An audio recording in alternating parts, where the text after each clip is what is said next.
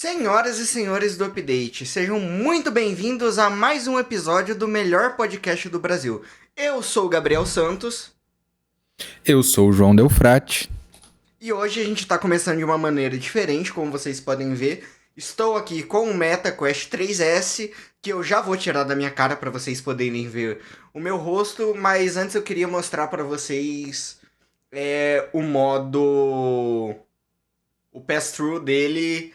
E eu tô filmando aqui a tela, então vocês estão conseguindo ver o meu setup, a parte de configuração de câmera ali e o João bem ali. E vocês conseguem ver que não é lá grandes coisas, mas é bem legal. Eu consigo me movimentar na minha casa tranquilamente, apesar da qualidade não ser das melhores. Mas queria falar que eu estou gostando muito desse óculos e que vai demorar um pouco para ter review, mas vai ter. Enfim, vamos pro podcast, é claro, depois da vinheta.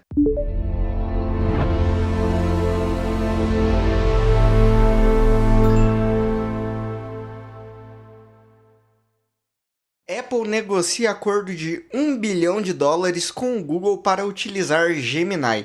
Será que finalmente a Siri vai deixar de ser burra, João? Eu duvido. Eu não sei. Bom, e esse acordo ele não é fixo, né? Ele é temporário porque a Apple quer desenvolver a sua própria linguagem, né, de IA. Só que temos um problema. A Apple não trabalha com os dados pessoais dos usuários, assim como a Google trabalha. Então eu não sei como isso vai funcionar. Porém, a Bloomberg diz que essa IA que o Google vai ceder para nossa querida Apple tem 1,2 trilhões de parâmetros. Então, É basicamente o Gemini e basicamente a IA hoje em dia da Apple ela tem cerca de 250 milhões de parâmetros, né? É muita por aí. coisa. Aliás, é pouca coisa, não muita. É pouca coisa quando a gente fala de IA. E o que se diz a respeito disso é que, tipo assim, a Apple vai embarcar o Gemini na Siri, só que a gente não vai ver o Gemini funcionando. Assim como é hoje, você vai lá e pede alguma coisa pra ela, ela fala, não consigo responder, quer que eu pergunte pro chat? Isso não vai acontecer. O que vai acontecer Não é vai que, acontecer. é que o Gemini vai rodar de fundo ali e você não vai perceber o que vai estar acontecendo. Eu acho que isso é um bom acordo e, como o João disse, é algo mais temporário porque a Apple tá desenvolvendo a IA dela e aparentemente a Apple precisa de tempo para poder treinar a inteligência artificial dela, que tá complicado, viu? Tá complicado. Cara, principalmente eu acho que a parte que eu mais uso de IA ou usava era quando eu tinha um S24 Ultra, era a parte de remover objetos de fotografia, porque a minha a principal, igual eu já falei em outro episódio, é o ChatGPT. Mas, tipo assim, e no Galaxy ele fazia isso perfeitamente.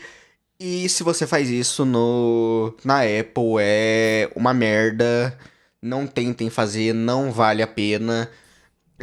E, por exemplo, se o Gemini rodar de fundo, provavelmente até isso vai melhorar. Porque, por exemplo, hoje você tem essa função no Google Fotos. Que o Gemini vai lá e faz tudo isso. Eu acho isso bom. Apesar de parecer muita coisa, 1 bilhão não é nada. Na verdade, é um valor bem pífio. Se a gente for Um considerar que trilhão. o. Hã? É 1,2 trilhões. Não, tô falando US$ 1 bilhão. Trilhão.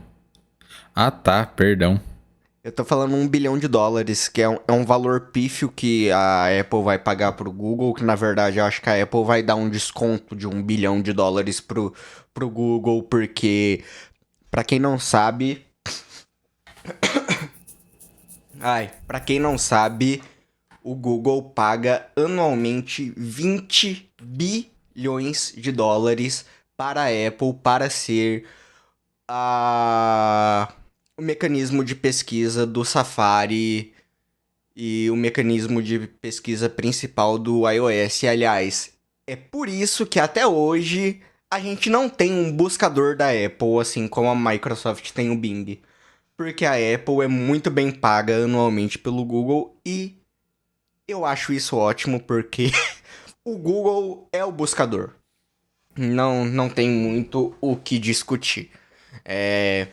Então eu acho que na verdade o que vai acontecer aí não vai ser nem que alguém vai pagar alguém, eu acho que na verdade é só um desconto que a Apple vai dar. Isso é teoria da conspiração minha, tá? Porque eu não sei se não é judicialmente, mas, tipo assim, pra deixar tudo nos termos da lei americana, se tem que haver se a transação tem que haver, tipo assim, de uma conta pra outra. Mas isso é o que eu penso. Eu acho isso bom, eu acho isso ótimo. O que você acha, João? Eu acho maravilhoso porque a Siri, de todas as assistentes pessoais que existem hoje no mercado, é com certeza a mais burra de todas. Se você já tenta usá-la diariamente para acionar um alarme, ela te dá trabalho.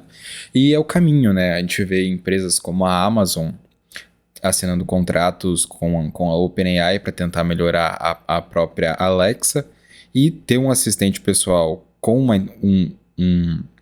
uma inteligência artificial com mais parâmetros, mais bem treinada, vai fazer toda a diferença para o ecossistema de Apple Intelligence que a Apple está projetando. Agora, quando a gente fala que isso é um acordo temporário e que a Apple vai passar a criar ali a sua própria IA, entra um pouco de complexidade nesse assunto, porque para a IA ser treinada e ter tantos parâmetros assim, ela precisa de ser alimentada com dados, né? E todas essas outras empresas, Google, Meta, o ChatGPT, né, a OpenAI, elas não estão nem aí em questão do usuário e da coleta de dados deles, ela coleta dados sem pensar. E a Apple, a contraponto desse movimento, ela é muito cuidadosa com aquilo que coleta de dados, então você vê muitas polêmicas no mundo da tecnologia falando de Big Techs, recolhendo dados de forma não tão bacanas, mas a Apple muito dificilmente se envolve nesse tipo de polêmica, porque ela sempre colocou com o seu pilar principal a segurança de dados do usuário. Tanto que nessa vinda do ChatGPT para Siri, acho que foi uma das primeiras discussões assim que eu vi na mídia da Apple dando um pouco dessa brecha de dados aí. Então vamos ver como é que vai ser essa construção de um modelo E mesmo da assim Apple, não foi ou se ela muito, vai... né? A brecha. Não foi muito. Não, Foi não, bem pequena porque o usuário... não foi muito porque eles fizeram algum acordo lá de, tipo assim, ó, você só coleta o que você precisar pra responder. Não quero você coletando E o usuário... E o usuário tem que aceitar essa coleta de dados, né? Isso. Você pode simplesmente não querer que a Siri busque no ChatGPT. Exatamente. Eu ativei o ChatGPT na minha Siri e eu ainda loguei no meu ChatGPT Plus via Siri pra quando eu pedir alguma coisa pra Siri, quem responder daí for, tipo assim, ela falar que, quer que eu pergunto pro ChatGPT? Daí ela pergunta, ela vai pedir pro meu ChatGPT, que é diferente de um ChatGPT se você não tiver cadastrado ou logado. O meu ChatGPT vai responder de acordo com o que eu já tô acostumado. Cara, mas... Vamos ver, mas também dizem que a Apple pode... Que a Apple tá de olho na Perplexity, né? Então... eu acho que seria um bom caminho, porque os engenheiros da Apple já se provaram mais de uma vez que eles não são capazes. A Apple é capaz de muita coisa, mas eles não são capazes nem de fazer pessoais e muito menos de fazer uma inteligência artificial que funcione direito. E eu acho que se eles comprarem a Perplexity, eles também vão resolver essa questão da coleta de dados, porque eles podem usar a Perplexity para criar o ambiente de inteligência artificial deles ali dentro, assim como a Galaxy AI, mas eles não precisam coletar os dados que acontecem dentro do seu iPhone ou do seu Mac ou do seu iPad, porque eles vão poder coletar dados dos usuários que vão tá pagando a Perplexity e utilizando o serviço Perplexity. Eu acho que seria um bom caminho.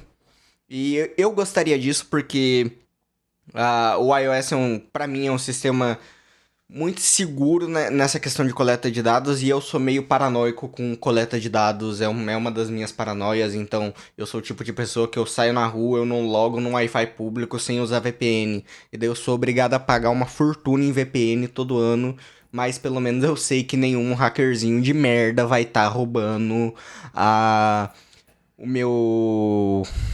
os dados do meu cartão enquanto eu estiver logado na rede do Starbucks, por exemplo. Pois é, mas quando a gente fala de IA, né, e fala desse tipo de linguagem, existe muita discussão no quesito dados, inclusive no episódio da semana passada, se você não assistiu, volta lá assistir, a gente falou daquele robozinho da One X Technologies lá, o robô doméstico, e saiu uma matéria depois, eu não lembro o veículo, mas enfim, que para os primeiros compradores, né, as primeiras pessoas que vão ter esse robô, não vão ter ele funcionando 100%, porque cada atividade que esse robô faz é extremamente complexa. Então, praticamente, quem pagou lá os seus $20.000 tem a opção de ceder o acesso do robô para uma pessoa dentro de uma sala com óculos de realidade virtual muito parecido com o que o Gabriel abriu isso, para fazer essas tarefas domésticas e ir treinando o robô em tempo real. Então, quando a gente fala de treinamento desse tipo de funcionalidade de IA, os dados são muito importantes. E a forma como eles são coletados nem sempre vão ser da forma mais ética possível. Mas vamos ver o que a Apple vai fazer para conseguir manejar tudo isso de forma inteligente.